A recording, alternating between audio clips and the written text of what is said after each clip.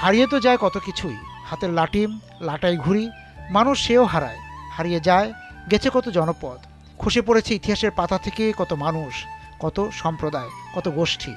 ওনারা কি হাজং? আর আপনারা হচ্ছে বানাই। আগে কত পরিবার ছিলেন, এখন কত পরিবার? পরিবার তো আগে খুব কম, বেশি ছিল। কতগুলি পরিবার ছিল? বহু ছিল, মানে 150 আরো উপরে আসলো। আর উপরে ছিল। কবে থেকে যাওয়া শুরু করলো? এই সংগ্রামের আগে ওইটা লোকজন তো ওগুলো হামলা হয়ে গেছে, তো উঠে গেছে, আমরাও তো চলে গেছিলাম সেগুলো। আচ্ছা, মা বাবা নিয়ে গেছিল ছোটবেলায়।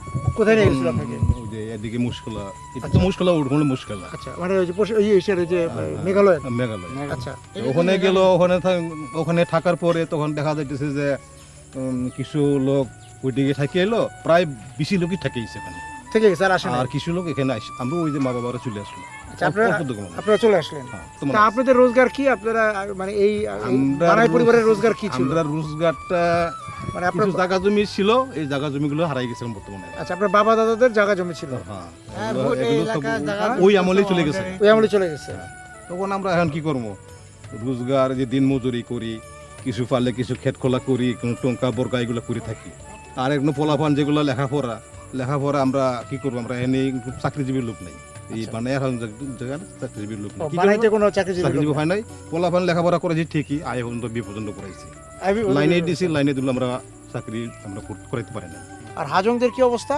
আমরা আছে দুই এক বাড়ি আছে। ও, এখানে দুই এক বাড়ি হাজং আছে। এরা 3-4 বাড়ি ছিল, এখন 2টা বাড়ি আছে। আর বাকিরা চলে গেছে? বাকিরা বাইরে চলে গেছে, অনেকে নানান দিকে চলে গেছে, বাইরে গ্রামে চলে গেছে। হ্যাঁ, পাহাড়ে উঠেন? পাহাড়ে যান আপনারা? হঠাৎ যদি বছরে যদি একবার যদি মনে পড়ে, তাহলে উঠে আত্মীয় স্বজন আছে, ওগুলো আইসা পরে আমরা যে একটু।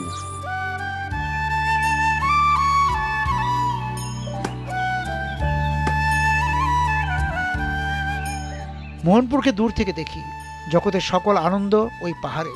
সেখানে ঘর করে আছে যারা, তারাই তো জীবনানন্দ না, তাদের অন্তরে আনন্দের তাহানপুরাটা বাজে না, তার ছিঁড়ে গেছে।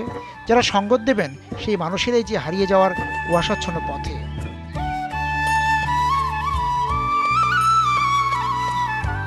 এখানকার বানাই গোষ্ঠীর মানুষদের গোনা যায় এখন, গারো হাজংরাও কমতির দিকে। তারপরও কেউ না কেউ পুরনো সানাই বাজিয়ে যায় ছেঁড়া তারে, বেসুরো সুর নিয়েই গ্রাম জেগে উঠে, আবার ঘুমোতেও যায়।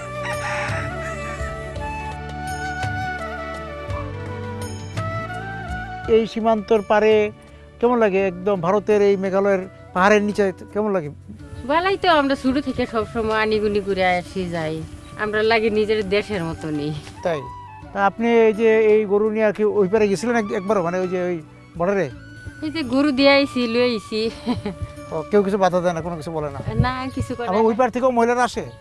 আসেই তো, মাছ ধরতে আসে, গরু নিয়ে আসে। গরু নিয়ে আসে। তা আপনাদের না, তারা তো মনে করে আমাদের সাথে পরিচয় আছে যে আমরা জানে, হেরা তো চুরি করবার আয় না, বিয়া সাবরাও তো জানে যে আমরা কি ভালো কাজের জন্য যাই। তারপর কি আপনারা খুব গল্প টল্প করেন নাকি? করতেও তো পারি। বাড়ি ফিরছেন? বাড়ি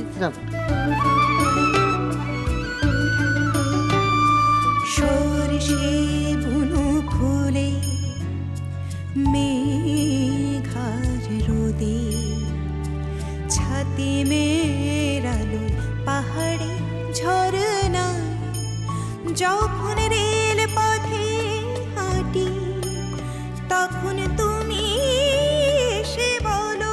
আমার যেমন ইচ্ছে সীমানা পেরিয়ে যাওয়ার, কাঁটাতার না মানুষ জমিন কোনো কিছুই আমাকে আটকাতে পারবে না। আমি যাব পাহাড়ের নিচের শেষ বাড়িটার কাছে, তাকে ছাড়িয়ে যাই আরও কিছুটা পথ। কিছু বারণ মন পথ রোধ করে দাঁড়ায়, বলে এখানে থেমে যাও। আমি বারণ শুনলেও পাখির চোখ সীমানা পেরোয়। ছবির মতো দেশ তুমি আমার বাংলাদেশ। আচ্ছা, মানুষের কেন পাখির মতো মন হয়? এই উত্তর কি জানা আছে মেঘ পাহাড়ে বসে থাকা পাখিটার? জানি উত্তর আসবে না, তবু আমি আসবো আবার সীমানা পেরোতে। ছবির মতো দেশ তুমি বাংলাদেশ।